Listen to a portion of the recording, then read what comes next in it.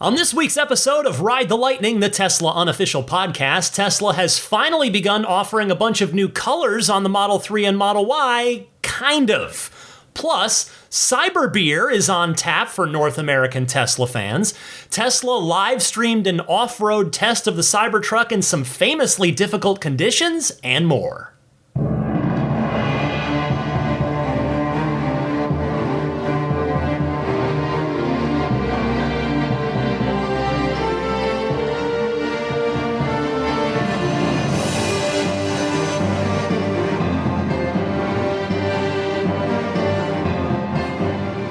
What's happening, friends? I'm Ryan McCaffrey, joining you for episode 428 of Ride the Lightning, the Tesla unofficial podcast. It is your weekly dose of all things Tesla. This episode's for October 15th, 2023. Both puppies are chilling next to me here. Daisy the boxer on the couch, and just below her, laying on some pillows on the floor, is Zelina the future service dog. I am feeling good. I've got a very packed show for you, despite the fact that I am recording one night early this week due to the trip to New Mexico I mentioned at the end of last week's show. We're off to go be in the path of totality for Saturday's big solar eclipse. So as always, when I record early, if I happen to miss anything big on Friday, I will cover it for you next week. Although, next week is the earnings call. So it's going to be a high bar for anything to end up being a bigger news story than that. But for now, as I said, I've got plenty of fun topics to talk about. And in fact, I will start this week with a random example of Tesla's whole "the best part is no part" mantra, whereby they try to delete parts wherever they can. This is something that's really hammered home in Walter Isaacson's new biography on Elon Musk, but it's something Elon himself has said very publicly many times over the years. Now, this example, maybe this is something that's already known to a lot of people, but it was new to me, so I'll just share the quick anecdote with you. Did you know that the only difference between the repeater cameras on a chrome trim Model 3 and a satin black trim Model 3 is the chrome cover piece? They are the same underneath. So for the switch to black trim that the Model 3 made a few years ago, of course the Model Y has always had the black trim, Tesla just stopped putting the chrome cover piece on the repeater camera housings. There isn't a separate satin black cover piece on there. It's just the naked camera housing assembly. So boom, 2 parts deleted on every single Model 3 that's been made since, 2021, I think is when they made that switch. So I learned that over the past week when I told you last week about how I got my faulty, not default, my faulty left repeater camera replaced. And I was so impressed by the clarity of the image that when you turn the left turn signal on at night, there was no bleeding into the display from the turn signal. Whereas on the old version, the whole top third of it is just covered in this blooming orange light that's kind of annoying. So I decided to just go ahead and pay out of pocket this week to have the right one replaced. They also didn't match because I had the chrome cover, chrome deleted, that has the little Tesla T logo on it. So I had a plain one on the left side and then the chrome deleted one with the T logo on the right side. So for both pure vanity reasons and also to eliminate the blinker light bleeding on both sides instead of just one side, I had the right one replaced. In fact, just this morning, as I record, Tesla mobile service came out again. They were in and out in 10 minutes at the most because they just popped that repeater camera off, plug in the new one, they hop in the car, test it to make sure it works, recalibrate the cameras, which of course happens when I drive the car. They just hit the reset, the calibrate camera button, and they're done. They're out of there. So I am very thrilled to now have the newer revision part on both sides. So I have a nice clear image when either turn signal is on at night. So very silly first world thing, but as I've said before, I plan on keeping the car for a while. It's why I've got the X-Care extended warranty, which covered part of the left one, minus the $100 deductible, and I ended up paying, I paid $100 out of pocket for that. I just voluntarily paid totally out of pocket on this other one, and now I'm happy. It feels really good. Anyway, I just thought that was a fun little anecdote about how Tesla implements that whole best part is no part philosophy.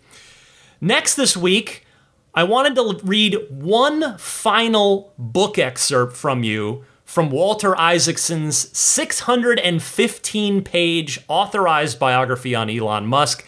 This is the last one. I've done this, the last 3, maybe even 4 weeks.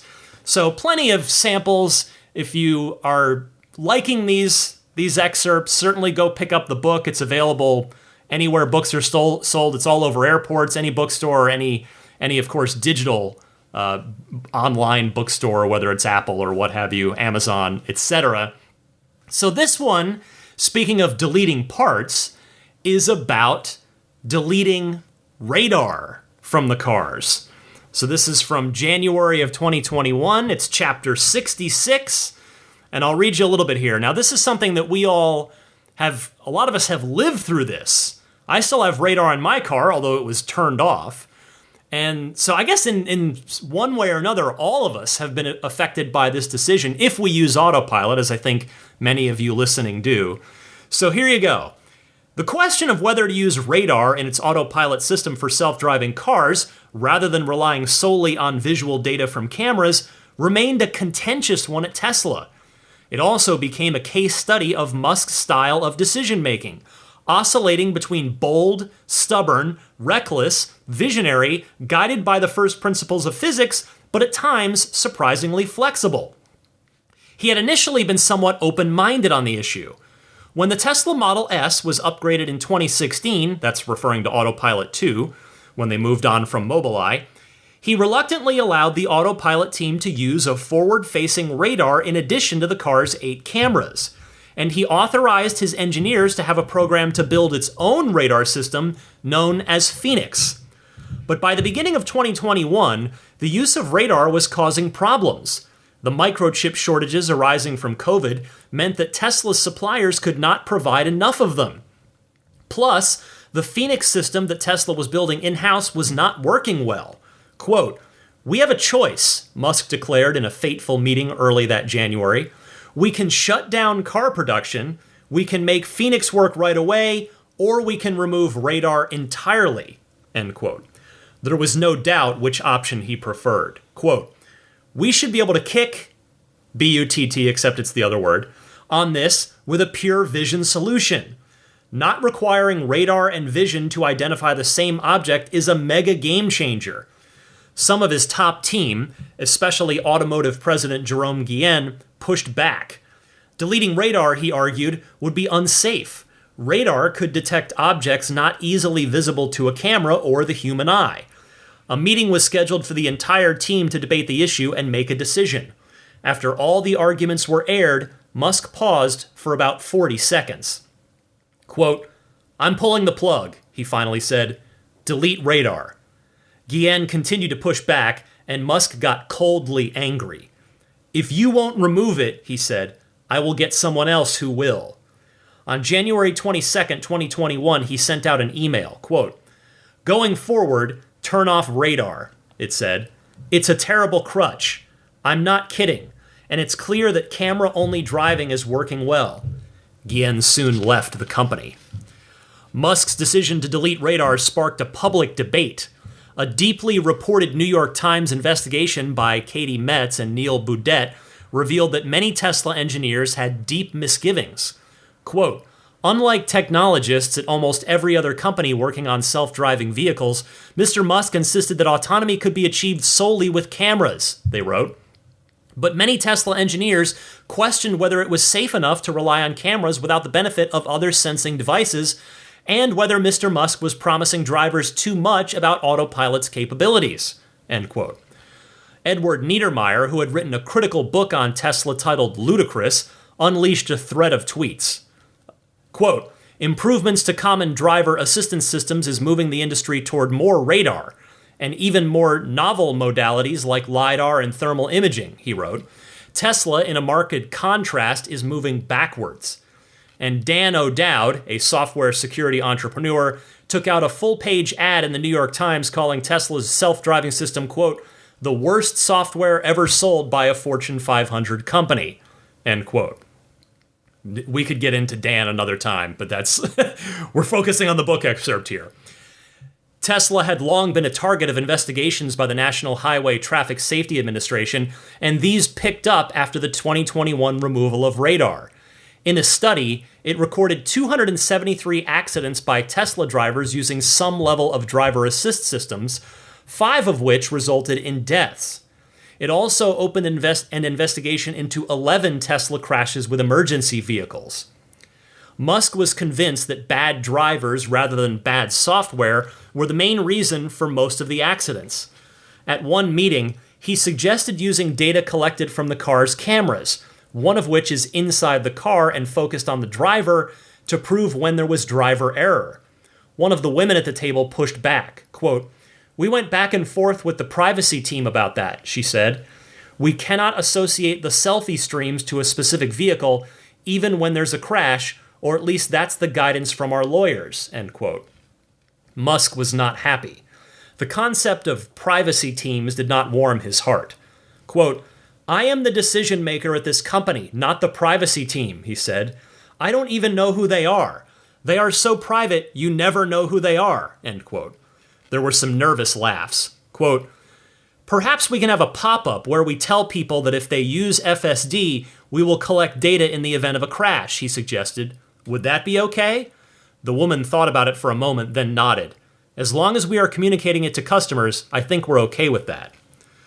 Although stubborn, Musk can be brought around by evidence. He was adamant about eliminating radar in 2021 because its technical quality at the time did not provide enough resolution to add meaningful information to a vision system.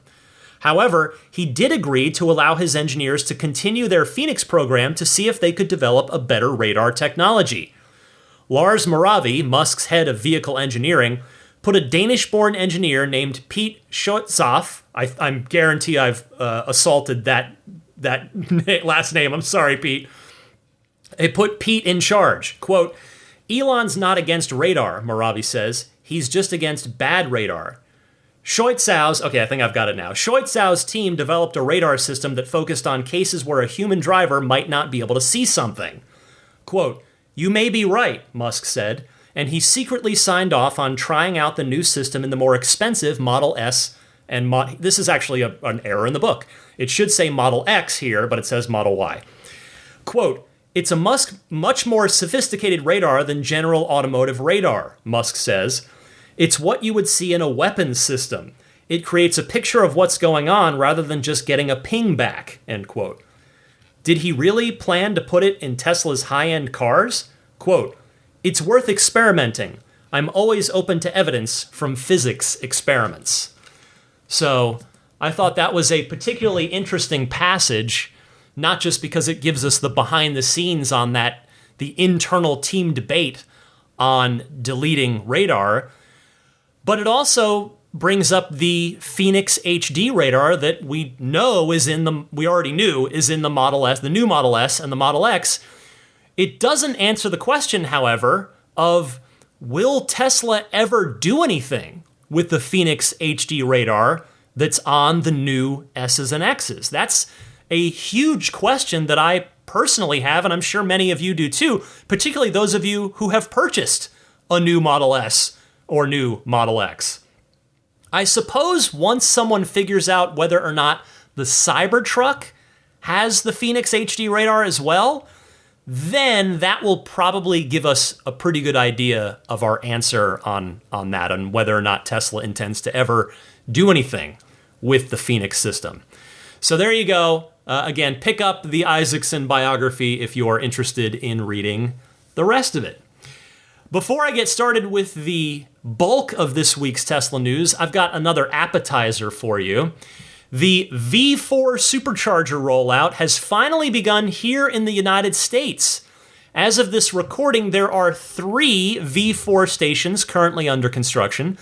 One is at the Nevada Gigafactory in Sparks, Nevada, just outside of Reno, of course.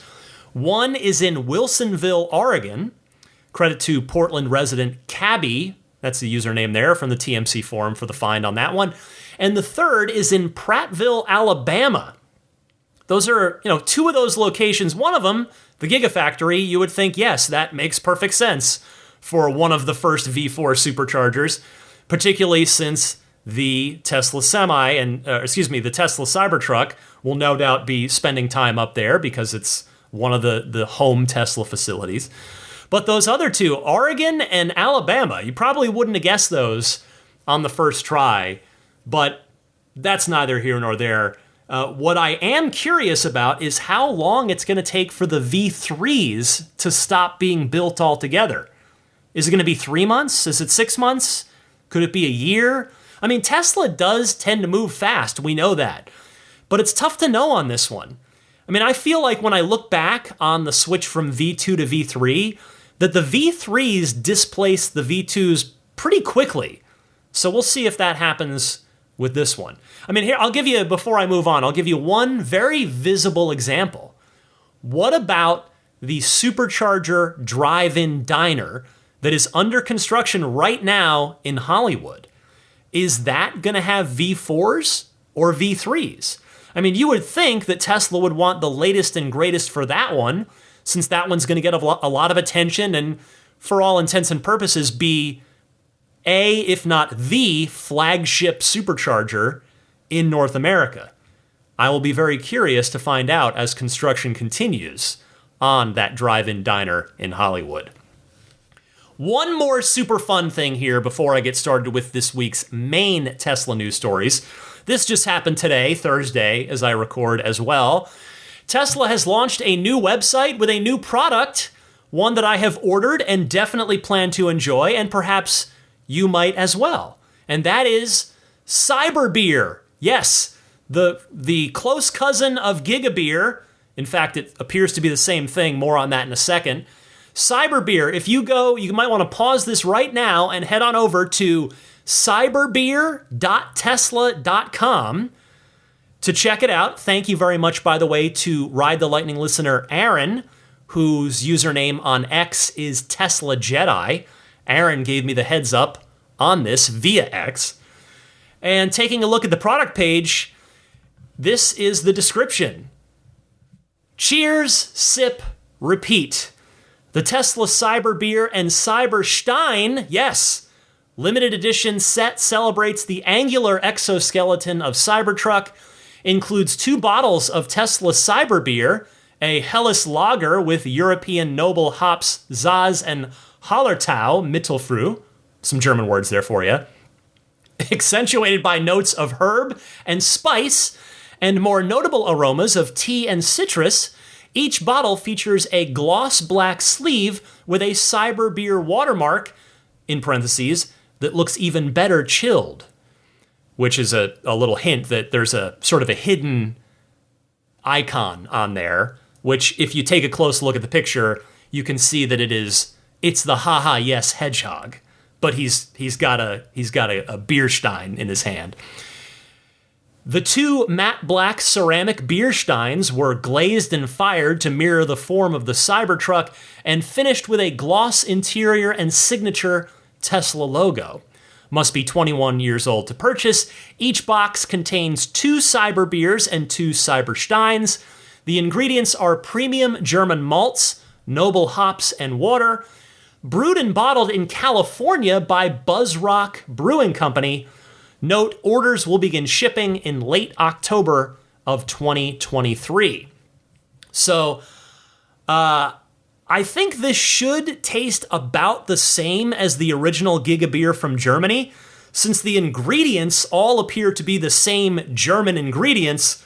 It's just being brewed and bottled by a California brewery. Not unlike how if you look at really any imported beer, whether it's Guinness or Beck's or any of those, if you look on the label, it'll say like imported by so-and-so in Stamford, Connecticut or something like that. So I suspect the taste should be very close, if not exact, to the actual German Gigabeer, which I have had the pleasure of tasting. So I'm very eager to get mine and give them a taste. These domestic versions here from the US and California. But the reason that I bought this, honestly, because it's not cheap, it's $150, which was honestly at the very upper limit of what I was willing to pay.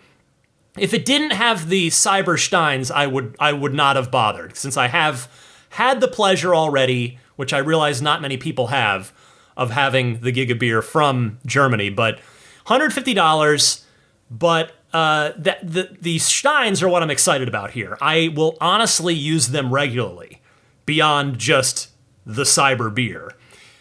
And I will add, there's also available a $50 stainless steel Cyber opener. Yes, it is a bottle opener that's kind of wedge-shaped like the Cybertruck. That one was a bridge too far for me. I already feel like I wasted $50 on another small hunk of Cybertruck-shaped stainless steel back when the Cyber Whistle came out, and I just was not in a mood to spend $50 on a bottle opener when I have a perfectly good, cheap one in my kitchen junk drawer over there. And plus the fact that I just spent $150 on the two beers and the two Steins by themselves. So anyway, hopefully this is not sold out by the time you hear this. Most of you will start hearing this on Sunday. As of now, it's not a thing that's sold out instantaneously. I'm on the website right now, here late on Thursday night, and it is still available. So hopefully you're able to get your hands on it. If you're interested, again, you can go to cyberbeer.tesla.com. I would recommend, though, that you act quickly if you are interested, because you kind of never know with these Tesla products. The non-car products, they do tend to sell out fast. And this was advertised as a limited thing. So there's not going to just be an endless supply of it. All right, I hope all of you who are very kindly and generously backing me on Patreon at that popular $10 a month tier enjoyed this week's lightning round mini episode, which I do every single week on Patreon. It was about my recap on the event I went to last night at a local bookstore that was a conversation with the aforementioned Elon Musk biographer Walter Isaacson. He was interviewed for a little over an hour by a local journalist, and it was a really interesting chat. It was neat to hear Walter's perspective on reporting on Elon for 2 years, just embedding with the guy in his daily life, mostly for 2 years there. So I talked about that on this week's Lightning Round mini episode. There are now 67 of those, I believe. So if you'd like to hear all of them, plus all the rest of them that I'm going to do every week moving forward, you can go on to patreon.com/Tesla podcast. That's my Patreon page. And if you are kind enough to submit a pledge at that $10 per month tier or higher, you will get access to every single one of the lightning rounds, both past, present, and future. I kindly remind you that there's also a 7-day free trial for that $10 a month tier. So if you'd like to just sign up on that 7-day free trial, you can just kind of get a taste of what being a Patreon backer of mine is like. You'll get the early access to each week's episode. In fact, in this case, this one, the Patreon backers got it a day early than they even normally get it. They got it on late Thursday night. So, I try to say thank you on Patreon to those of you who are kind enough to support me there with the early access, and then at that $10 tier, the early access and those weekly lightning round episodes. All right, let's get to the big story this week. The headline story: Tesla is now offering their own wraps for 2023 and newer Model 3s and Model Ys. The Tesla shop page for this was first discovered by Holmar's blog. That's Omar, if you don't know his real name. over on X, so tip of the cap to Omar there. The official shop page description for this reads as follows. Wrap your Model 3 or Model Y in one of our premium color wraps, only available through Tesla. Offered in 7 exclusive colors, this self-healing urethane-based film protects the paint beneath from chips, scratches, and swirling. Purchase price includes cost of materials and installation. Currently participating Tesla service centers include West Covina, California, and Carlsbad, California. Note, available for 2023 plus Model 3 and Model Y vehicles. And then later, Tesla adds in the frequently asked questions portion of the Tesla Shop site, which I dug into. There's this little note as well. Wrap installation time will vary. Installation may take 5 to 7 business days from the time that you drop off your vehicle. Okay, so lots to cover here. And let's start with the question that you're probably screaming at your device right now that you're listening to this on. What are the 7 colors, Ryan? Well, here you go. You can choose from Glacier Blue, Forest Green, Satin Rose Gold, Slip Gray, Satin Ceramic White, Satin Stealth Black, and Crimson Red. And a clear wrap, aka paint protection film over the whole car like I have, is available for $5,000. Glacier Blue, so this is not a visual medium here on podcast, so I'll give you a quick description of these in the event that you're not in a spot where you can go online and take a look at the colors for yourself. Glacier Blue is like an ice blue, which I would classify as very unique to any paint color that Tesla has ever offered. Their original blue was so dark blue that it was almost black in all but direct sunlight. And the current blue that they've had for, since 2015, so we're on 8 years of the current Tesla blue. That is a long time, my goodness. That's more of kind of a royal blue, I think that's royal blue is a fair way to describe it. Well, this Glacier Blue, it's basically white with blue mixed in, right? It's an ice blue is the best way, the color of a glacier, as is the name.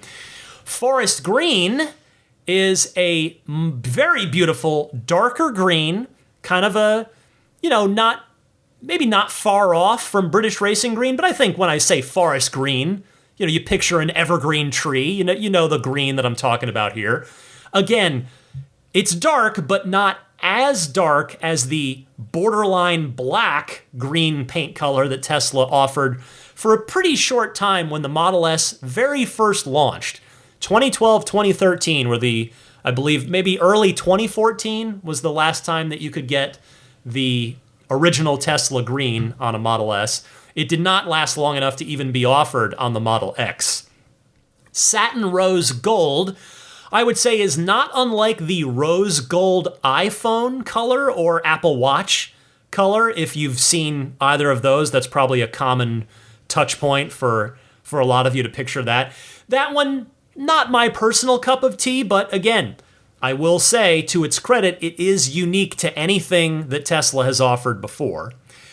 Slip Gray definitely needs a description because that's a pretty vague name. I would describe it like a battleship gray, almost a primer gray, although I realize saying primer gray is almost kind of an insult, and I don't mean it in an insulting way. But that's kind of the gray. It's a primer gray, kind of battleship gray, primer gray. Satin Ceramic White. This is the one where, of all of these, this is the one that's really doesn't make a lot of sense to me because it looks like what you'd get if you just put a clear satin paint protection film over Tesla's existing pearl white multi-coat paint. Which, okay, I guess if you already have a white car, a white Tesla, as many people do, since it was the default, the free, quote-unquote, free color for a long time up until recently, you might think, Okay, well, I like my white, but I would love a satin version of it. Sure, you could go that route. But yeah, you'd be wrapping a white car with white paint protection film. But in any case, maybe you have a black a Tesla from back when the black paint was the default, and maybe it's got some swirls, some scratches, or maybe because it's black paint, because it tends to show everything. That's the reason I say that. Or maybe just because it tends to show everything, maybe you're tired of it and want to just do a 180, and hey, that satin ceramic white sounds good. So that's an option for you as well. And then 2 more, satin stealth black. That is a matte black, not unlike one of the 3 original alpha prototypes that were on stage at the reveal of the Model 3 back on March 31st of 2016. It is a matte black Model 3. So if he's listening, because I know he does listen, shout out to Marquez Brownlee, MKBHD, because this is the one. Now he's got a Model S, and I think he's already wrapped it in matte black. But if Marquez had a 2023 Model 3 or Model Y, I imagine he would be very interested in this particular one. And then finally, Crimson Red. So from the website, which again, I'm going off of renders on a website. I'm not going off of actual photographs of these, nor, of course, I'm not seeing them with my own eyes in real life yet, because these don't really publicly exist yet.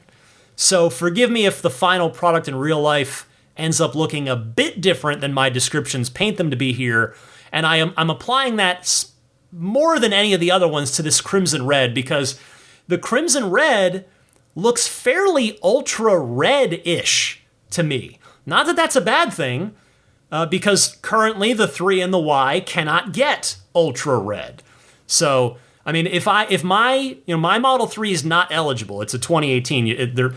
I don't know why Tesla's only doing this on the 2023s, but if my car were a 2023, would I spend the money, which I'm going to tell you in a second, would I spend the money on to kind of make it look ultra red with this Crimson Red wrap? No, I don't think I would. I don't think I would cover my multi-coat red car with Crimson Red wrap, but that's just me. You may feel very differently. That's the beauty of the color of a car, paint color, or in this case, wrap color. It's completely subjective. My favorite thing might be hideous to you, and your favorite thing might not be my cup of tea either. So let's get to pricing.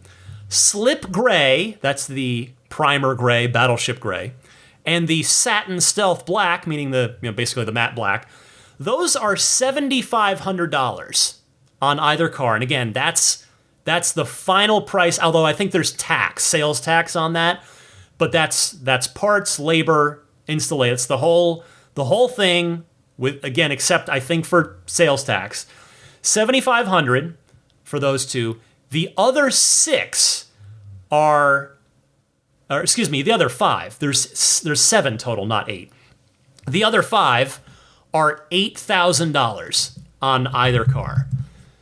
Now, I will note, Tesla does wrap the door jambs for you as well, which is honestly very nice, especially at the price they're charging, because if you were to spend this money, and let's say you're going with a total opposite situation. Let me go back to my example a minute ago. Maybe you got a black Model 3 because, well, I guess again, this is only applicable to 2023, so it would have had to have been a recent decision when black wasn't. All right, let's say you went with Midnight Silver Metallic, because that's the free color right now. Let's say you went with that, and you just, you're seeing lots of them on the road, and you're just not feeling it, and you're thinking, you know what? I want to go with the Crimson Red. Well, thankfully, they will wrap the door jambs for you so that when you open the door, you don't have a Crimson Red outside, and then the entire inside of the door frame is Midnight Silver Metallic. So that is good that Tesla includes that. Now, I couldn't find out what kind of warranty Tesla is offering on these. I pored over the entire everything I could find, which was 2 or 3 different pages on their website about this, did not find anything there. So, take that with just a grain of salt. There hopefully is a warranty, but I don't know the details of it. But I will add that fortunately, in terms of the cost and the longevity, fortunately, these are not vinyl wraps. They are, in fact, colored paint protection film, which means it should last a lot longer than vinyl would. A vinyl wrap, according to professional detailers, is kind of a 3 to 5 year situation. And after that, it kind of needs to be taken off the car and redone. So these should last a good bit longer, which is good because these are not cheap, right? This is a good bit of money. Now, the warranty question aside, I will say I think it is pretty cool that Tesla's offering these, though maybe it's less cool for Southern California area professional car detailers. Obviously, the one professional car detailer I know is up here in my neck of the woods in the San Francisco Bay Area.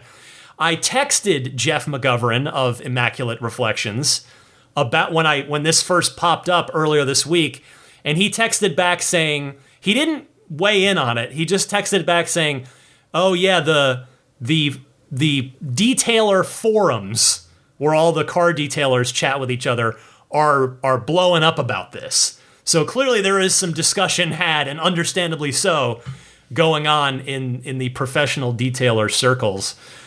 And I have to presume that at some point, probably sooner rather than later, that this will expand to other regions. Maybe not everywhere necessarily. I mean, there basically has to be training involved to do this well. I mean, that's what makes a professional detailer a professional. They make it look so good, so seamless, and they do it in a reasonable amount of time. They're not an amateur that's maybe taking like a month to like doing a panel a week kind of thing. There is a reason that professional detailers charge what they charge, is because they're experts at doing this in a really beautiful professional way. But beyond that, I imagine, in terms of expanding this out, that Tesla might only target the areas where there are higher concentrations of Teslas, meaning that they could do enough of these wraps to make it worthwhile to them, versus necessarily rolling it out to every single service center. Now, don't get me wrong, I hope they do, so that every Tesla owner has this available to them if they want. But I could see a scenario where some of the, less population dense areas where Tesla, I guess maybe that's kind of a moot point, because Tesla only really opens service centers in places where they have high enough concentrations of cars. All right, you know what? I'm editing myself on the fly here. Forget that part. But in any case, $7,500 to $8,000, depending on the wrap, starting out in Southern California for now. Before I continue with the news this week, there's a Cybertruck story up next. A reminder that Ride the Lightning is brought to you in part this week by Oracle NetSuite. Business owners, tell me if any of this sounds familiar. Your business gets to a certain size, the cracks start to emerge. Things you used to do in a day are taking a week. You have too many manual processes. You don't have one source of truth. If this is you, you should know these 3 numbers. You may have them memorized by now after hearing this the last few weeks. 36,000, 25, and 1. So the 36,000, that is the number of businesses which have upgraded to NetSuite by Oracle. NetSuite is the #1 cloud financial system, streamlining accounting, financial management, inventory, HR, and more. 25, that is the age NetSuite turns this year. That's 25 years of helping businesses do more with less, close their books in days, not weeks, and drive down costs. And the #1, because your business is one of a kind. So you get a customized solution for all of your KPIs in one efficient system with one source of truth. Manage risk, get reliable forecasts, and improve margins. Everything you need all in one place. As I've said, I'm a one-man show today, but moving forward, who knows? maybe one day, if Ride the Lightning keeps growing, it'll turn into its own company with a team. And if and when that day comes, I will look to NetSuite to help make managing my business easier by keeping all of my most important business tasks in one place. Right now, though, for you, you can download NetSuite's popular KPI checklist designed to give you consistently excellent performance absolutely free at netsuite.com/lightning. That's netsuite.com/lightning to get your own KPI checklist, netsuite.com/lightning. Also, Accelerate Auto and their XCare plan. Like I told you last week, I utilized my XCare extended service plan for the second time. So I've had the policy for, I guess 3 or 4 months now, something like that. Yeah, right after my factory warranty was up at the end of July. So wait, August, September. Yeah, I guess it's been about 3 months or so. And this is the second time I've used it. Unfortunately, both times have been for minor things, but XCare can protect against major things as well. I mean, it does, but on top of that, you can opt for a battery and drivetrain coverage plan as part of your XCare extended warranty. So obviously, if anything were to happen to your battery out of warranty, that would be the one that would put you in a really tough spot financially if you were faced with that 5-figure bill to deal with a battery. And so that is an option. You don't have to get that battery and drivetrain coverage with your XCare plan, but you can if you want to. So check them out. If, like me, you're planning on holding on to your Tesla for a time well past its factory warranty period, head on over to accelerateauto.com/xcare. That's XCLERATEAUTO.com/XCARE. And don't forget to use the discount code LIGHTNING for $100 off your policy purchase. Okay, let me pick up where I left off. Yes, there is more to that Tesla wrap story, and it concerns the Cybertruck. So if you're curious, as many of you no doubt are, once again, Omar from Holmar's blog appears to have gotten tipped off by somebody at Tesla with regard to whether or not the Cybertruck will also have, not factory, but service center installed wraps available to customers, because he tweeted, quote, "Yes, it will be offered on the Cybertruck as well when it launches." So I want to pause right here and say, I will be the first to admit that I was wrong about this. I do my best to get it right, but I don't always get it right, and I got it wrong here. When we first started seeing the engineering prototype Cybertrucks running around with wraps, people in the community wondered if it meant that Tesla was going to offer them when the truck actually came out. And I said on this podcast, I was of the opinion that I thought it was just the engineers out there having a bit of fun, but that Tesla probably wouldn't want to bog down the service centers with big, long detailing jobs like this, you know?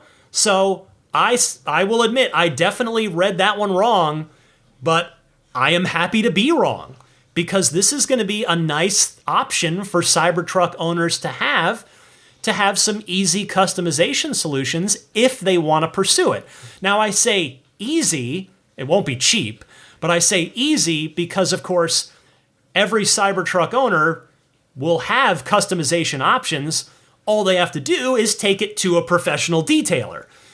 But booking an appointment in your Tesla app at your nearest service center and just choosing from a menu of pre-selected wraps from Tesla would make that process much easier and more painless for a lot of people that maybe, they're just looking for more of a turnkey solution there. As I have said, I will be keeping mine in its original naked stainless steel form, as I'm sure all of you either have guessed or are sick of hearing at this point.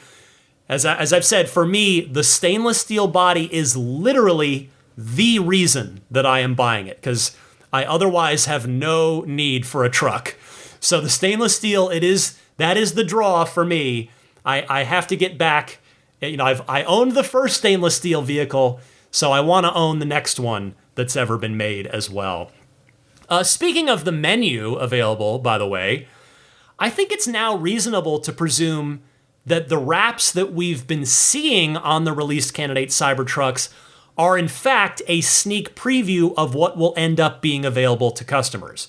That means the black and white camouflage, the digital camouflage, and, okay, well, for legal reasons, Tesla might not sell the Ford F-150 Lightning wrap or the Toyota Tundra wrap that they have shown in public. But for sure, the two camouflage options and one other one that I'll tell you about in the next story are almost certainly going to be available to you when you get your Cybertruck and if you want to get it wrapped. And that first wrap that we saw out on the streets, which was the black and white camouflage one, I saw so many comments on so many Twitter threads, Reddit threads, YouTube videos, etc., where a lot of people said, boy, I really like it with this wrap. Like, I think it looks better with this wrap. So that one I think is going to be popular with a lot of people, and good. I mean, I'm glad you'll have the easy option from Tesla to go ahead and choose that camouflage wrap. Now, the bottom line on this for me is, again, I would not have expected this, given that it can take, by Tesla's own admission, up to 5 to 7 business days at the service center to do this, which those service centers are already pretty busy in a lot of areas. But what I suspect is that Tesla likely sees this as a long-term play, and that's why they're doing a trial run of it in Southern California. That'll be the control group. They'll see how it goes, and then they'll apply learnings from those pilot service centers to future areas that they make the wraps available in. It's not cheap, certainly, which means that inherently a lot of people are not going to bother with this, because it is you paid 40 to 50,000, depending whether you're doing, which 3, which Y you're getting, but you're spending, let's just call it 50 grand, give or take, on a car. Are you going to spend another 8 on a wrap? I mean, that's a lot of money, and it's not cheap, and it's not going to be for everyone. But again, more options are a good thing. It's nice to see Tesla give its customers more choices to customize their cars. And as I said, it is a paint protection film and a change of color all in one. So I'm not saying it's not worth it. You are getting something pretty tangible out of it. You're getting the protection for your actual paint, and you're getting one of these 7 colors of your choice here compared to the 5 colors of paint that Tesla offers, with 3 of those being grayscale, and only 2 colors outside of grayscale, of course, being blue and red. Let's stay on the Cybertruck topic here for a minute, though. Tesla has launched a new account on X, aka the artist formerly known as Twitter. They've launched a new X account for the Cybertruck. So if you are an X user, you can follow @Cybertruck if that's of interest to you. Its very first post, the account's first post, was, in my opinion, a humorous one. It was nothing but a single emoji, and that emoji was a triangular ruler emoji, aka a polygon. But the second post is a bit more serious, and it's one that you might find interesting. You might want to go look it up and check it out. It is a 7+ minute video of 2 Cybertrucks caravanning in Baja, Mexico. And here's where the wrap story comes back in. They both have wraps, or at least on the side of the truck. It's not a full vehicle wrap, but running along the sides of the truck, it says Cybertruck in giant letters across the whole side of it in the graffiti font that we have come to be familiar with the Cybertruck. And again, they are running, it's a 7+ minute video of 2 of them just blasting their way through the notoriously tough off-road conditions of Baja. And I watched it, I listened to it, and we hear from one of the Tesla employees, presumably an engineer, that's in the passenger seat that's operating the iPad that's broadcasting the video, or iPhone, whatever it is, but the device that's actually doing the broadcast. And at one point he says, "These trucks are hardcore. They're super fun, super durable. The only issues we've had are 2 flat tires so far." And by so far, he's talking about they are halfway through a 12, actually, I think the 1,280 miles is halfway, because it's all the way down Baja California, down to the tip, down to the very peninsula, and then back up. So 1,280 miles in one direction, and it was just kind of cool to watch. On X later, Tesla's VP of Vehicle Engineering, who of course that's Lars Moravi, who I mentioned. I think he was in the book excerpt that I read to you a few minutes ago. He tweeted, "Amazing work by the whole Tesla team. Baja ain't no joke. Cyber equals truck." And so it's Baja California, and interestingly, Baja has clearly been a benchmark for the Cybertruck team for a while, because back in 2020, Elon Musk tweeted, quote, "We're working on increasing dynamic air suspension travel for better off-roading. It needs to kick butt in Baja," end quote. And when you watch the video, it's no joke out there, even just from the short video that Tesla posted. And they described some of the other arguably tougher terrain that they had already faced. So check that video out on @Cybertruck on X if you are interested in seeing them out there doing their thing. Speaking of the Cybertruck one more time, the early VIN, one of the first Cybertrucks off the production line that I mentioned 1 or 2 episodes ago that was being auctioned off at the Peterson Auto Museum's, let's say, I think it's fair to call it a very high roller event. What did I say it was? It was like $1,200 a seat and like, I don't know, couple grand a table or whatever it was. It was not cheap to get in. And then there was an auction on top of that for one of the first Cybertrucks off the production line, whenever that happens. To be clear, I saw a lot of folks online saying, "Oh, well, so production started." Yes. No, that's not what it meant at all. They were effectively auctioning off a JPEG and a picture of a Cybertruck, which will become real once production actually starts. And the winning bid was reportedly $400,000. Now, as I recall, I believe I said I thought it would go for at least $250,000, and clearly I would not have ended up on stage with Drew Carey if this had been The Price is Right. I was well under on that one with my $250K bid, if you will. Although, I will say, in the interests of humor, of Elon Musk's sense of humor, it is a shame that the winning bid was not $420,000 or $420,069. That would have been a more humorous outcome. But nevertheless, in all seriousness, if by chance the winner, the person with the winning bid, is a listener of this podcast, please reach out to me, because I would love to have you on the podcast and interview you about that experience, about the auction, about your plans for the Cybertruck. I would love to talk to you if you are out there and happen to hear this. I was actually incorrect here. I have one final Cybertruck note. On a Patreon backer suggestion that occurred on last weekend's monthly Patreon Zoom hangout, which was a blast. Once again, the hour always flies by.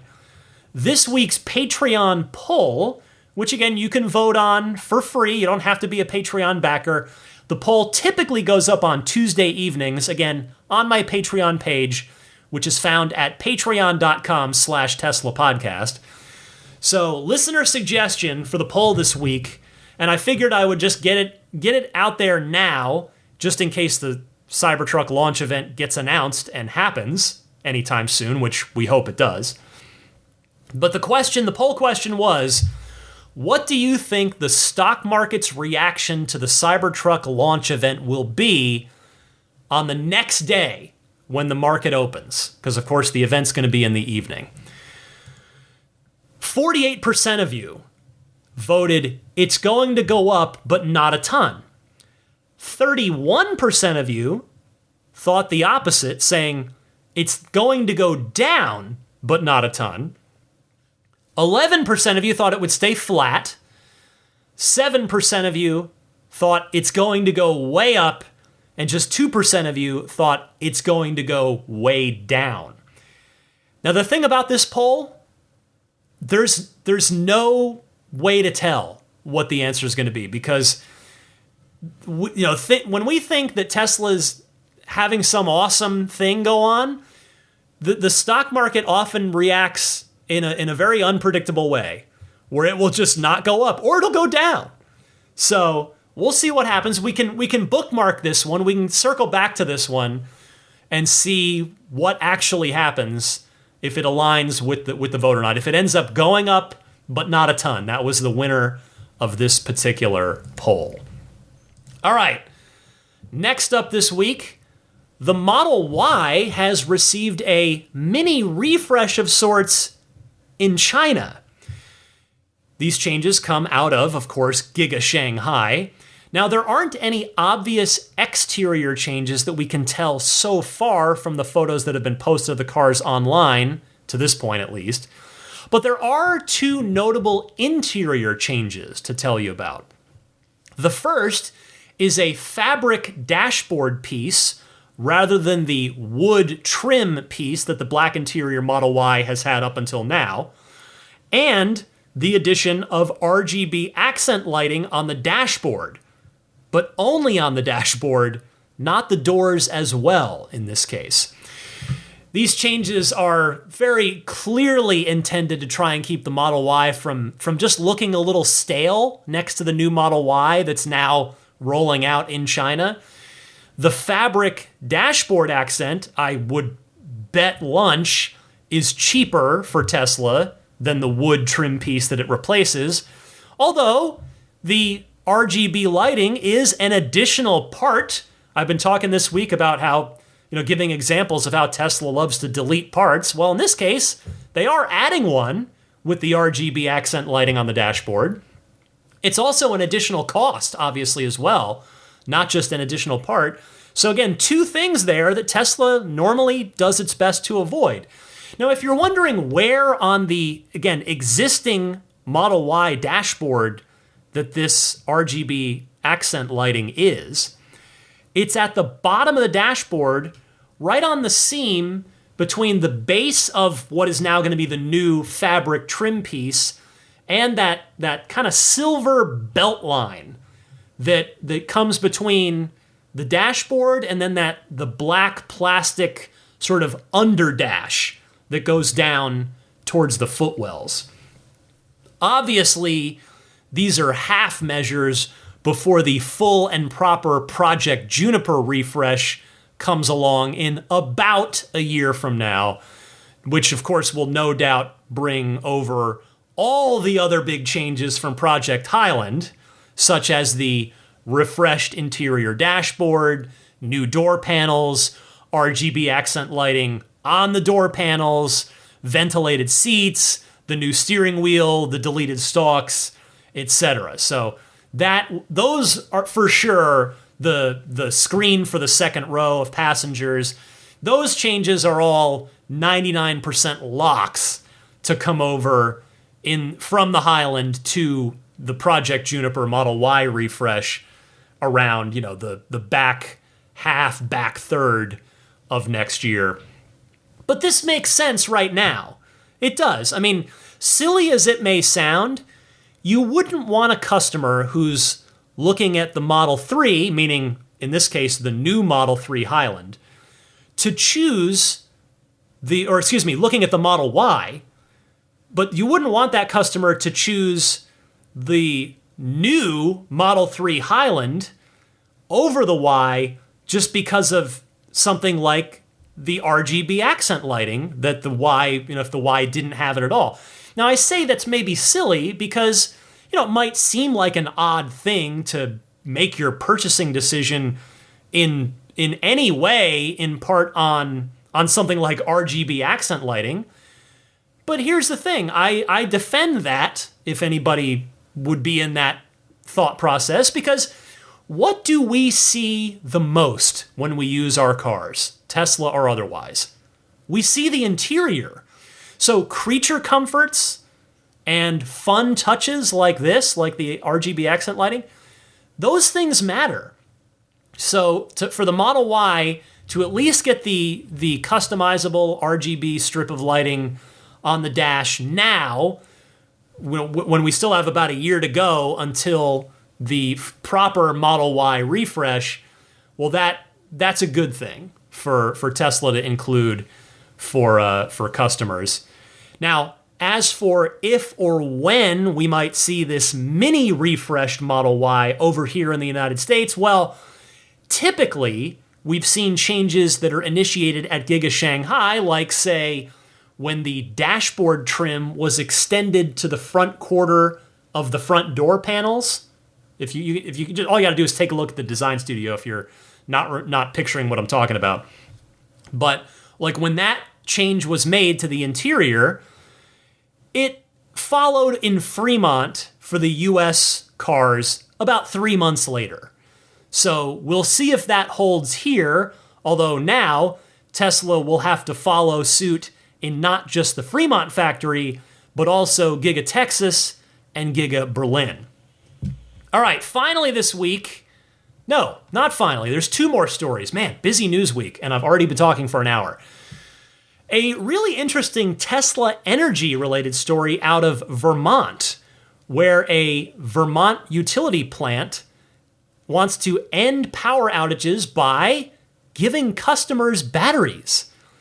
This story comes via the New York Times, which I was given a heads up to by listener Brian Cochran. So Brian, thank you so much. And the New York Times writes, many electric utilities are putting up lots of new power lines as they rely more on renewable energy and try to make grids more resilient in bad weather. But a Vermont utility is proposing a very different approach. It wants to install batteries at most homes to make sure its customers never go without electricity. The company, Green Mountain Power, proposed buying batteries, burying power lines, and strengthening overhead cables in a filing with state regulators. It said its plan would be cheaper than building a lot of new lines and power plants. The plan is a big departure from how U.S. utilities normally do business. Most of them make money by building and operating power lines that deliver electricity from natural gas power plants or wind and solar farms to homes and businesses. Green Mountain, a relatively small utility serving 270,000 homes and businesses, would still use that infrastructure, but build less of it by investing in television-sized batteries that homeowners usually buy on their own. Quote, call us the unutility, Mary McClure, Green Mountain's chief executive, said in an interview before the company's filing. We're completely flipping the model, decentralizing it. Green Mountain's plan builds on a program it has run since 2015 to lease Tesla home batteries to customers. Its filing asks the Vermont Public Utility Commission to authorize it to initially spend $280 million to strengthen its grid and buy batteries, which will come from various manufacturers. Well, clearly they've done the math on this, and you know what? It makes perfect sense, because it leverages existing technology that has become normalized here, largely thanks to Tesla, over the last 5 to 7-ish years, which, as Ms. McClure mentioned there, the idea being to decentralize things, which is not unlike the virtual power plant functionality that Tesla has piloted in Texas and in California. So hopefully it works out well in Vermont, and I suspect it will because on paper it sure seems like it should. Because then hopefully other states, both big states and small states, will take a similar approach. Now, granted, not all utility companies are, if you'll pardon the phrasing, wired that way, but just like police departments have started to come around on EVs and specifically Teslas in their police cruiser fleets because the economics of it just make too much sense, so too might that happen with the established, entrenched utility companies as well. Finally this week, we end on a fun note. A fascinating data thread on X by Bloomberg EV reporter Tom Randall on Tesla's dominance. I'm going to read you Tom's entire thread because it is awesome. Now, to give Tom a little more credit than just what I'm about to read to you, he also included a bunch of neat charts in this as well, which obviously I can't show you on a podcast, but you'll get the idea from his text explanation here. He writes, after a decade of being trounced by Tesla, this was supposed to be the year that traditional automakers finally put up a fight for electric cars. It hasn't turned out that way. In the US, Tesla has been expanding production as fast as all of its competitors combined. Tesla accounts for 61% of fully electric cars ever sold in the US, making it more dominant in EVs than Apple is in smartphones. At the start of the year, Tesla's base Model Y cost $20,000 more than the average selling price of a new car in the US. This week, the Model Y is $4,000 below that benchmark. It's on track to be the best-selling car in the world for 2023. Tesla has only one real EV competitor in the world right now, China's BYD. In 2009, while Tesla was gluing together batteries in Silicon Valley for its electric roadsters, BYD was building electric buses in Hunan province. BYD didn't become dominant in China until it decided in 2021 to stop making cars without plugs. That allowed it to focus entirely on EVs and what was needed for their success. Within 2 years, it dethroned Volkswagen as the best-selling car brand in China. Tesla is now the top-selling car brand of any type in California, the biggest US market. As Volkswagen CEO Thomas Schaefer put it, quote, "The house is on fire." And now comes the truck wars. Pickups are a minority share of sales, but a majority of automaker profits. Love it or hate it, Tesla's Cybertruck is a swing for the fences, and legacy automakers seem wholly unprepared for the possibility that it connects. Ultimately, the EV truck wars will be won on cost. And right now, Tesla is so far ahead on EV cost that it's becoming a problem. Scale begets efficiency begets scale. The same virtuous cycle that empowered the auto gatekeepers of the last century is now their biggest threat. Fantastic data-driven analysis by Tom here. Thank you very much to Tom Randall. I don't know if you're listening, Tom. In short, at least this is my interpretation of Tom's thread there, it is going to be Tesla in the EV space and everyone else fighting for scraps for the foreseeable future. Now, that's not necessarily a good thing. In fact, I have one devil's advocate theory to share here. It's probably wrong, and as I like to say, I hope I am wrong about this. But stick with me for a minute. What if Tesla's aggressive price cuts this year are so aggressive that they actually manage to have the opposite intended effect on the EV movement? Meaning that instead of forcing the legacy automakers to get better and get cheaper, that they instead just throw up their hands and say, forget it, we can't compete, we're going to back off this whole EV thing, for now, and we're just going to double down on gas-powered vehicles and hybrids. Now, I say that recognizing fully that it would be an incredibly short-sighted way to go.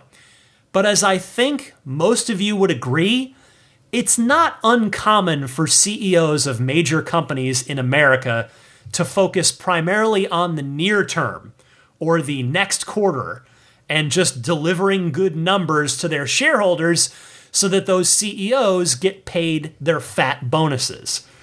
Most CEOs, again, I think most of you would agree, are not like Elon Musk where they have the long-term vision for this kind of stuff. So while, yes, in that scenario, taking the quote-unquote easy way out and just going back to ICEs, hybrids, that would be a death sentence. I agree completely with you on that. But I'm just not optimistic that the average major automaker CEO cares. I think that they just want to get as many good quarters in and get as many fat bonuses in their pockets as they can before they inevitably get shown the door as their numbers inevitably go from bad to worse. So again, this is a totally crazy theory. I recognize that. But I do think it's based in a plausible reality. Hopefully we will not see this happen at all. Hopefully this is completely fantasy and this isn't going to happen. I know the US government is really trying to push EVs by funding a lot of charging infrastructure and of course the Inflation Reduction Act tax credit. So the government is getting behind EVs. So hopefully that plus just customers desiring EVs will force the non-Tesla automakers to continue pressing forward even as Tesla squeezes them by lowering its prices and making it basically impossible to make as good of a car, let alone a better one, for the same money or less that Tesla is. Something to keep an eye on as time goes on. All right, that is a whole lot of news to have talked about for this week. I will, I guess, need to kick the can down the road on the Ride the Lightning hotline. I do apologize because I do appreciate that a lot of you take the time to call in. I have a lot of great phone calls queued up. They're teed up. They're here. They're right in front of me. But it's already been an hour and almost 12 minutes here.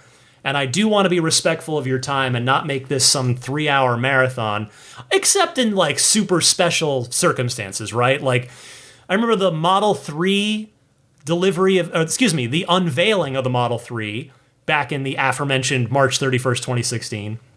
That was like a 2-hour episode. And maybe I could easily see the Cybertruck launch event that's coming up at some point soon. I could see that being a really long episode, but for now, I do, generally speaking, want to be respectful of your time. So I will wait on the Ride the Lightning hotline calls for another day. But if you do want to call in, if you've got something to say, something in reaction to one of the stories this week, or just a question that's come to mind that's Tesla related, you can call me in one of two easy ways. Now, in either case, please try to keep your call to 90 seconds or less so that I can get to as many callers each week as possible.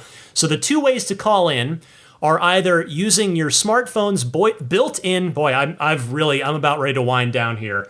It's quite late and I'm starting to lose my ability to speak clearly. But anyway, you can use your smartphone's built-in voice recording software, record that 90-second or less question, and email it to me at teslapodcast@gmail.com. Or just call and leave a message on the Ride the Lightning hotline. That toll-free number that you can dial anytime is 1-888-989-8752. Again, that's 1-888-989-TSLA. I'm not quite done with this podcast, though. I've got a bit more to tell you about, plus a pro tip of the week coming up right after this. Hi, this is Franz von Holzhausen, and you're listening to Ride the Lightning with Ryan McCaffrey, the Tesla unofficial podcast. As for what's going on with me and my car, I had it in my notes here to tell you about the right repeater camera installation at this part of the show, but I did that at the beginning, so I guess I don't have to do that. Instead, I will give you an entertainment recommendation. This one, to be clear, is 100% not family appropriate, but it's been really fun so far as an adult-only show, and it's Gen V on Prime Video. It is a spin-off of what is, in my opinion, the very fantastic and very dark superhero show, The Boys.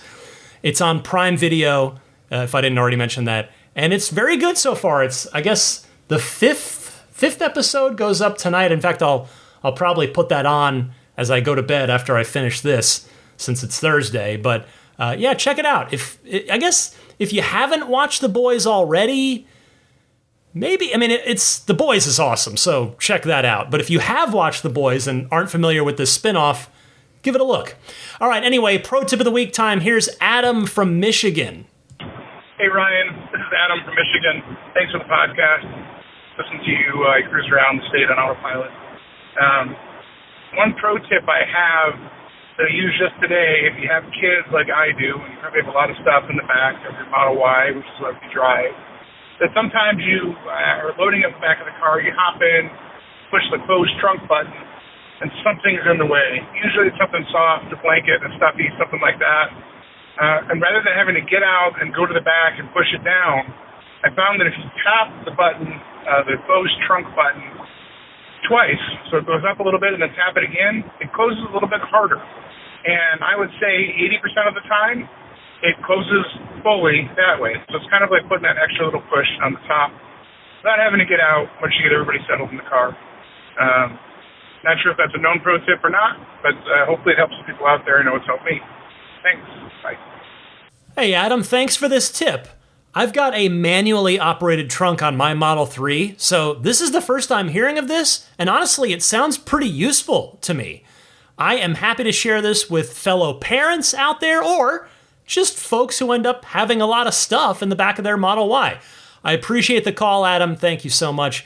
And if anybody else out there has a good pro tip of the week that you'd like to share with me and your fellow Tesla owners and enthusiasts, you can send that in the same way that you send in the regular Ride the Lightning hotline calls, the instructions for which I gave you just a few minutes ago. Before I hit the road, let me mention some friends of the podcast who hopefully can be of use to you sooner, if not later.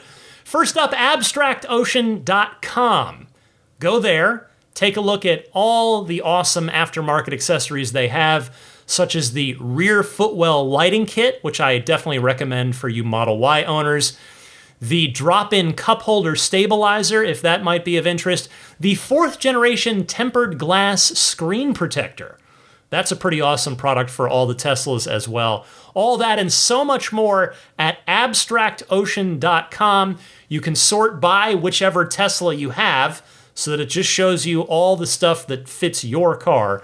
So pile everything you like into your shopping cart, and when you get to checkout, use the coupon code RTLPodcast to get 15% off of your first order.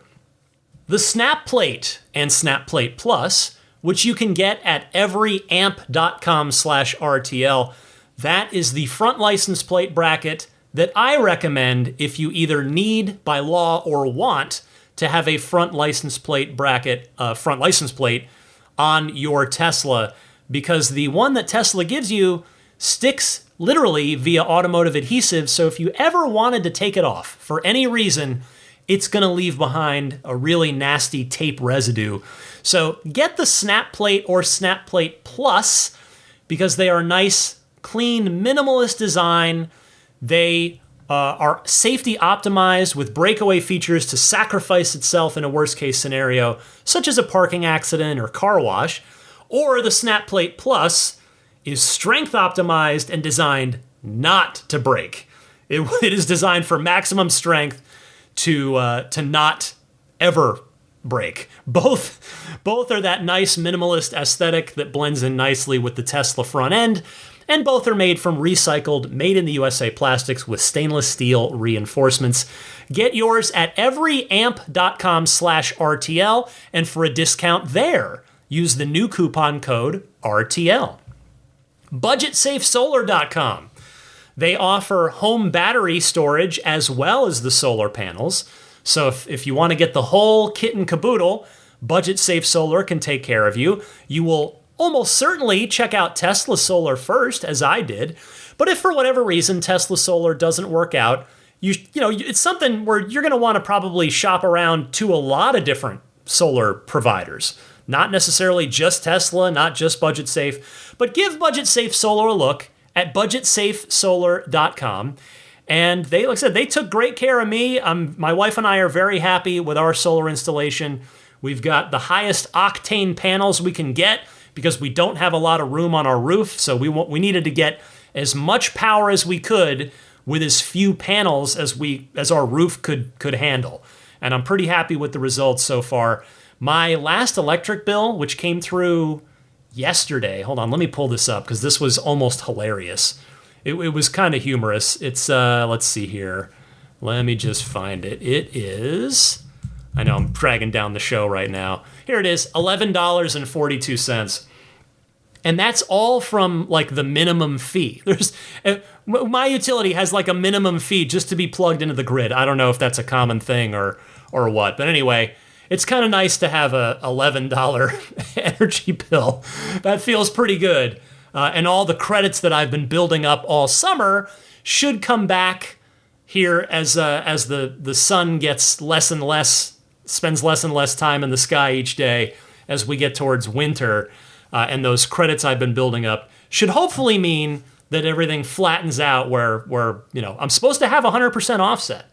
So that's what we're going to find out here as I go into my first full turn through the calendar. I guess we've had the panels now since February they got turned on. So yeah, we're getting there. We're like 2/3 of the way or so through our first year. Anyway, if you do end up proceeding with a solar installation from budgetsafesolar.com, I kindly ask that you use the referral code RTL. Meanwhile, Immaculate Reflections. I mentioned them earlier in the Tesla wrap story, Tesla now offering their own paint protection film options. But certainly, Immaculate Reflections is there to do whatever it is you like with your car, whether it is paint protection film on maybe just the front, just to get those kind of the key high impact areas, or you could do the whole car, certainly, which is what I did. You could also do paint correction. Tesla doesn't offer that service. There's also ceramic coating, which is nice too, because then you don't have to wax the car for the next 3 to 5 years. Any of that, all of that, if you and your car are in or going to be in the greater San Francisco Bay Area, go to the website, irdetailing.com, and when you get in touch with Jeff at Immaculate Reflections through the website, just mention in your message that you are a Ride the Lightning listener, and Jeff will kindly offer you the Ride the Lightning listener discount, which is super nice of him to do. PureTesla.com/RTL. That is your one-stop shop for your dash cam and Sentry Mode setups. Free shipping anywhere in the US. The 128 gigabyte kit is $49. The 256 gigabyte kit is $69. It's plug and play. Take it straight out of the package, plug it right into your car. Works with Mac or PC when you want to take the system out, the USB device out there, and view the footage or do anything with it on your computer. So check them out, puretesla.com/RTL.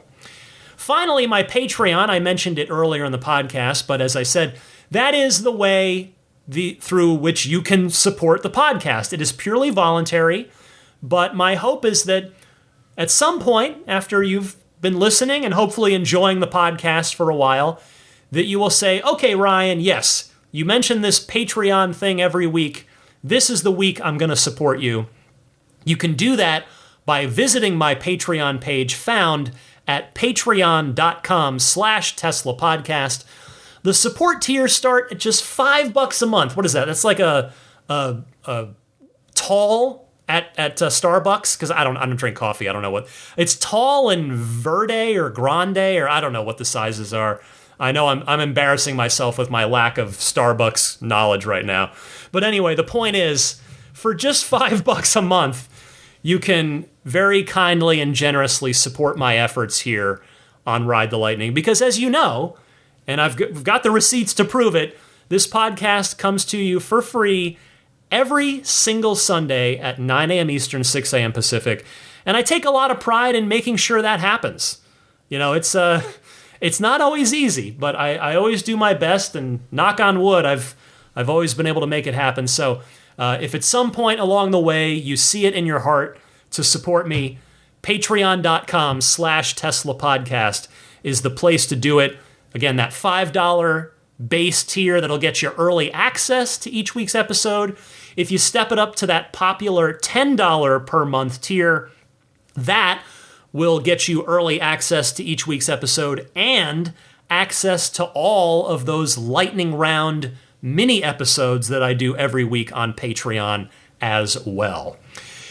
Follow me on X and or Instagram. It's the same handle on both of those social media networks, DMC_Ryan. And yes, thanks to the many of you that messaged me on either of those platforms or email, which my email, by the way, if you want to email me, is teslapodcast@gmail.com.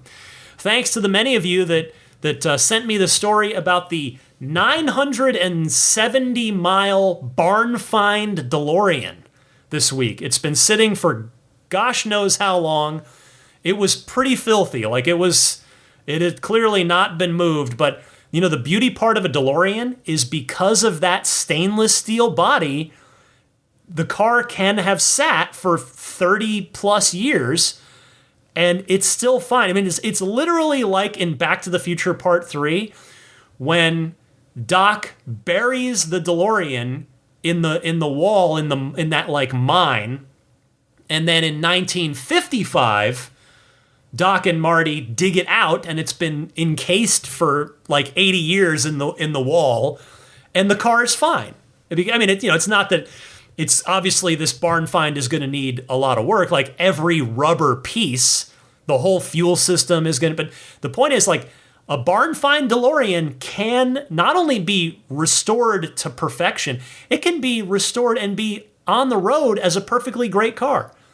And now in this case, with under 1,000 miles on it, part of me hopes that this car never gets miles put on it, that it does get restored lovingly and respectfully, and then is maybe displayed as a museum piece, but we'll see what happens with it. So thanks to everybody that reached out via email or social media and sent me that story.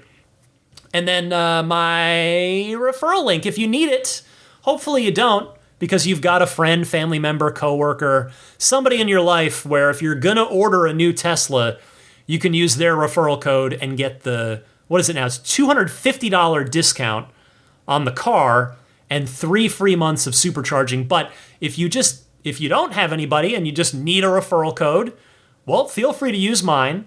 What you do is you type this into your web browser, ts.la/Ryan73014. That will take you to the Tesla Design Studio with that referral code baked in. So you place your order for whichever car you're going to get, and you will then get that $250 discount and those 3 free months of full self-driving. Finally, I want to say hello and thank you to the Plaid, Maximum Plaid, and Roadster in Space tier backers. I'll start with the grandfathered in Plaid level folks this week.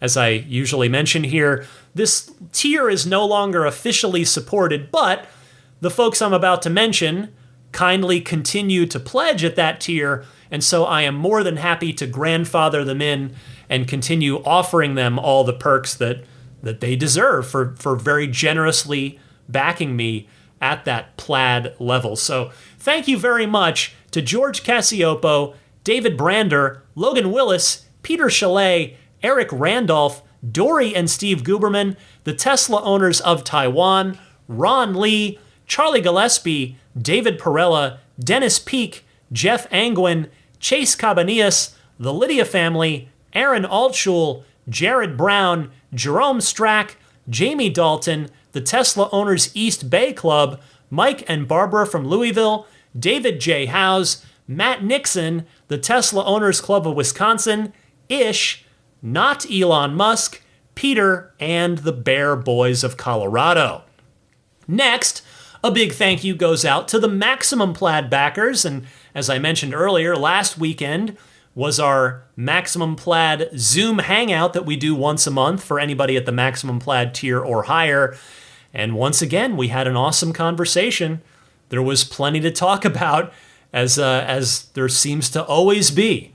It was good times on that hangout. And by the way, if you're in the Maximum Plaid tier and you couldn't make it or what have you, the recording, the MP3 recording of the hangout is always posted on Patreon as soon as it's over. So you can go take a look on the Patreon page for that. But for now, I want to thank the Maximum Plaid backers. They are Jonathan Wales, Cameron Clark, Daniel Grummer, Seth Capello, Nick and Tony, the Galpin family, Ryan from New York City, Darren Nickel, Kaz Barnes, Brett Libano, Patrick Wisniewski, Gil Cabrera, Watley, Mark Eversole, Todd Badger, Joe Edgel, Kevin Yank, the Tesla Owners Club of San Joaquin Valley, Michael Williams, Will Stedman, Derek Nesselrote, Justin Perez, Jeremy Harris, Chris Beach, Tom Mills, Corey O'Donnell, Aaron,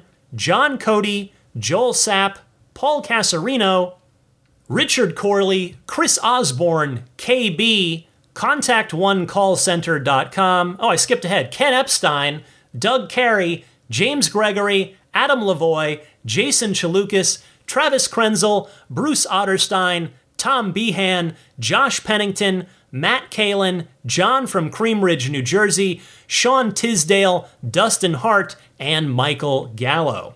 And finally, a big thank you goes out to the Roadster in Space tier backers, the extra generous folks backing me at the highest tier of the Patreon. Thank you to Pete White, Lyle Austin, Steve Radspinner, Fernando Cordero, Lawton from Chicago, Sean Neidig, Neil Weaver, Jackson Wallace, Rolf and Jennifer Evers, Howard Anthony Smith, Victoria Iacovetto, Tesla Hitchhiker 42, Carol Weston, and Robert from near Philly. I guess Robert from near Philly, I should congratulate your Philadelphia Phillies, who just prior to my recording clinched their spot in the National League Championship Series to face off against the Cinderellas, my team. The Arizona Diamondbacks are in the National League Championship Series after sweeping the big brother that always beats us up every year, the Los Angeles Dodgers. We are certainly, the odds will not be in the Diamondbacks' favor. I mean, the Dodgers were a tough team. The Phillies, or if it had been the Braves, those are both phenomenal teams as well. But hey, that's why it's baseball. The baseball playoffs are maybe more than any other sport a crapshoot. So the Diamondbacks are playing really well right now.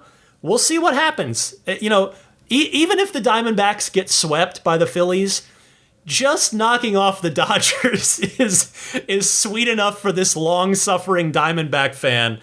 The Diamondbacks haven't made it this far since 2007. They've only ever won one World Series championship ever. That was the legendary 2001 World Series. So, we haven't had a lot of reasons to cheer in October in a long time as Diamondback fans. So, to my fellow Diamondback fans out there, let's go D-backs. Let's embrace the chaos, and we'll see. We'll see how the NLCS goes. You never know. You just never know. That's the fun part about baseball. All right.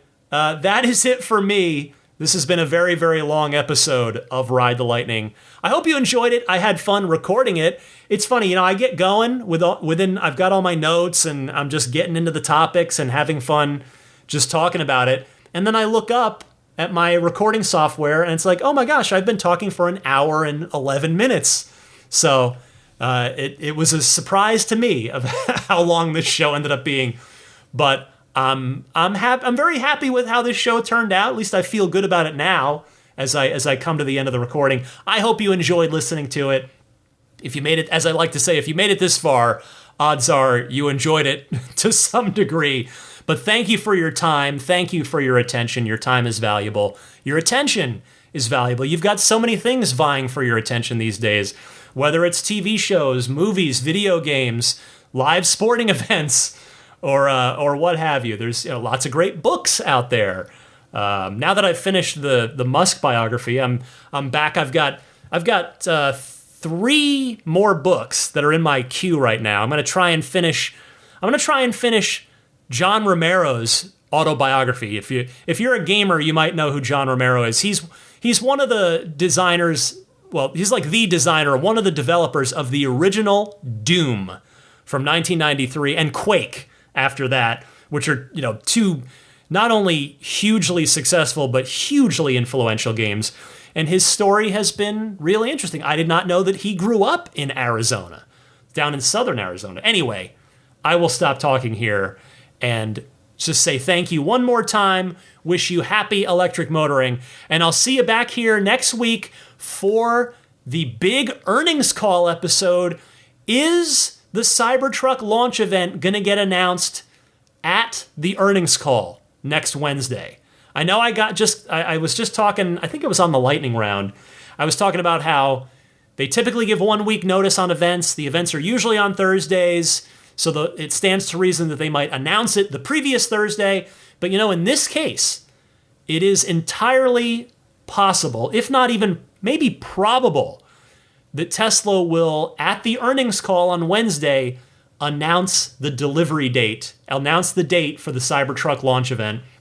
Which, if that were to be the case, it would probably mean that the event would be on Thursday the 26th. So if they announce it on the earnings call next Wednesday, October 18th, it would likely mean October 26th for the launch of the Cybertruck. We'll see.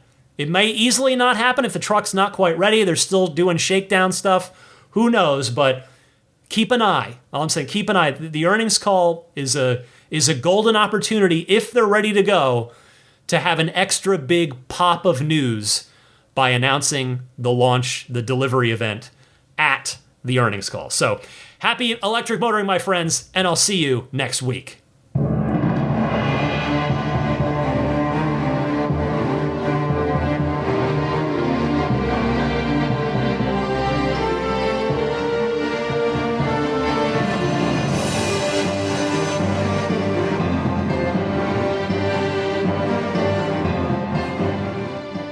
I mean, I think a Tesla is the most fun thing you could possibly buy ever. That's what it's meant to be. Our goal is to make it's not exactly a car. It's actually a thing to maximize enjoyment. It's maximum fun.